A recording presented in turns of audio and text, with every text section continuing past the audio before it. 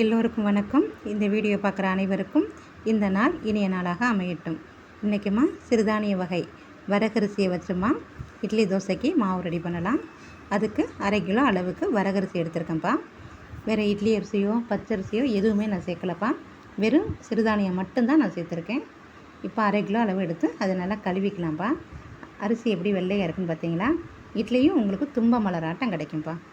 1/2 kilo வரகரிசிக்கு 75 gram உளுந்து எடுத்துக்கலாம். 1/2 spoon அளவுக்கு வெந்தயம் சேர்த்துக்குங்கம்மா. இதையும் ஊற வச்சுக்கோங்க.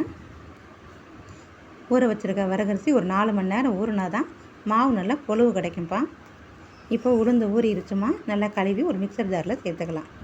உளுந்த மாவு அரைக்கிறப்ப ஒரு ஐஸ் கியூப் போட்டு அரைச்சிங்கன்னாம்மா மாவு ஹீட் ஆகாமல் பந்து போல் மாவு எலும்பி வரும்பா.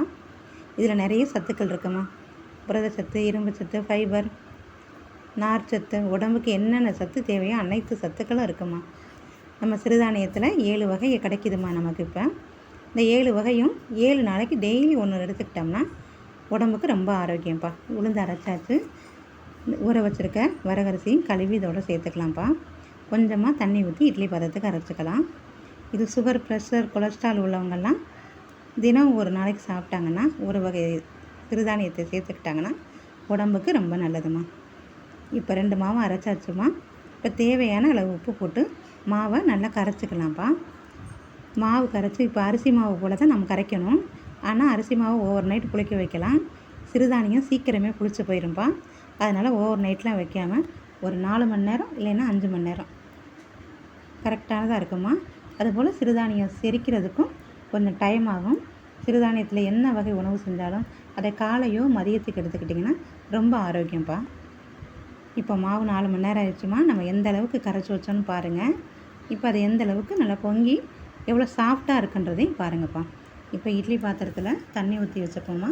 தண்ணி காயட்டும். நம்ம இட்லி இதில் ஊற்றிக்கலாம்.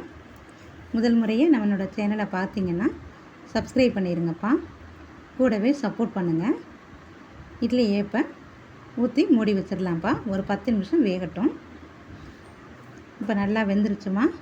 இட்லியை எடுத்துக்கலாம். இப்போ எப்படி இட்லி குண்டு குண்டுன்னு எவ்வளோ சாஃப்டாக தும்பப்பூ போல் இருக்குன்றதை பாருங்கள்.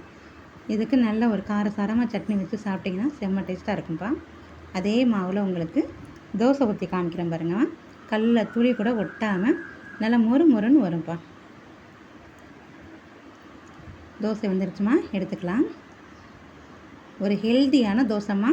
இந்த வீடியோ பிடிச்சிருந்தா லைக் பண்ணுங்கம்மா. அடுத்த வீடியோ